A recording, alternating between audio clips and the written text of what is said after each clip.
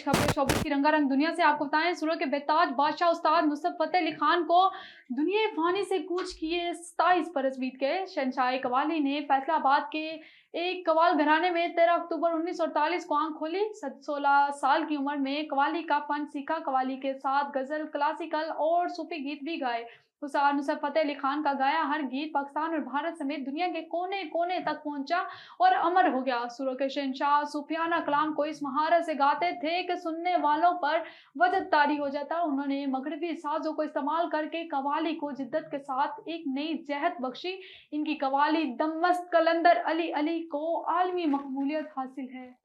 और आपको बताएं, पाकिस्तानी शोबिज़ इंडस्ट्री के मरूफ अदाकार शान शाहिद की बहन जरका शाहिद जल्द ही बतौर प्रोड्यूसर डेब्यू देने वाली हैं। जरका शाहिद 20 करोड़ रुपए के बजट की अपनी पहली फिल्म मशहूर फिल्म साज सैयद नूर के साथ मिलकर बनाएंगी और फिल्म में अपने बेटे इस्सा को भी फिल्मी दुनिया में मुतारिफ करवाएंगी। उन्होंने हाल ही में एक पॉडकास्ट के दौरान अपनी फिल्म के लिए हीरोइन के इंतखाब के तजुर्बे के बारे में बात की।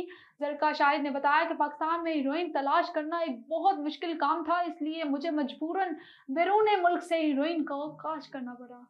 और आपको बताएं, बॉलीवुड अदाकारा सोनाक्षी सिन्हा के शोहर और अदाकार जहीर इकबाल का कहना है कि मेरे लिए शादी का सबसे खूबसूरत लम्हा कन्यादान के वक्त अजान की आवाज़ थी। सोनाक्षी और जहीर इकबाल 23 जून को मुंबई में अदाकारा सोनाक्षी के घर में मुनक्किदा सादा सी तकरीब में रिश्ता अज़वाज में बंधे थे, जिसमें जोड़े के अजीज़ों कारिब और दोस्तों ने शिरकत की थी। इन दिनों बॉलीवुड की दोस्ती से परवान चढ़ी यह खूबसूरत जोड़ी अज़दवाजी ज़िंदगी के आगाज़ से लुत्फ़अंदोज़ हो रही है।